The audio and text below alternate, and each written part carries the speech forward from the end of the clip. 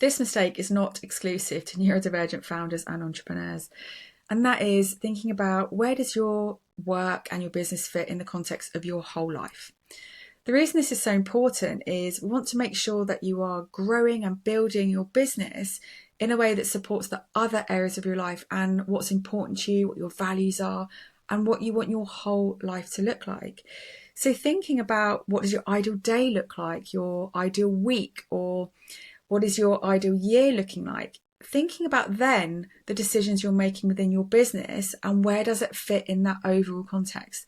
The reason this is so important is that if you're focusing only on your business and you have these big ideas to grow and accelerate your business, but at the same time you perhaps have a young family you want to spend time with at weekends, or you want to take multiple holidays in a year, or you have hobbies or social activities that are important to you, you need to plan your business growth and activities in the context of what other areas of your life do you want and need to focus your time and energy on.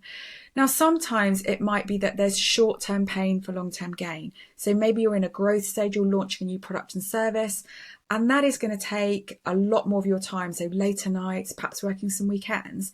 But you acknowledge that that is the short term, and that once that you have launched those products and services, things will find more balance, more calm, and you'll have time for other areas in your life. So it could be that there are short bursts where there's focus on the business, but then thinking about, how do you dial that back so you then have the time for your personal life, your social life, and activities outside of just work. The reason I think this is so important and absolutely vital is that if you are only focusing on the business, but actually your values are family and friends, and that's what it's important to you, you put yourself in a position where you feel like you're failing on multiple levels. And these are conversations that I constantly have with founders and business owners, where they set their businesses up with so much passion, enthusiasm, and motivation, and it's ended up feeling as if they're stuck in hard mode, that all of their time and energy is going into their business. They've got no time for family and friends, no time for hobbies, and they're just going through this cycle of constant burnout and overwhelm. And that's because when they launch the business, or they're growing an area of the business, they haven't thought about the pace at which they need to do that to feel fulfilled in all areas of their life. So I love doing a vision board, because for me, being able to visualize what my life looks like really helps me to stay in touch with, the different elements of my life and what I want from them, what my goals are, what my values and my passions are. So that if I'm making a decision in my business, I can immediately think about, well, actually, it's important to me to spend time with my family. So if I go all in on this project, that's going to take me away from my family at this time. So it might be that I go for it and know it's short-term pain for long-term gain, as I just mentioned, or it might be that I choose to scale or grow in a slightly different way, or I bring in more support. I might automate or bring in some systems and processes that help to streamline.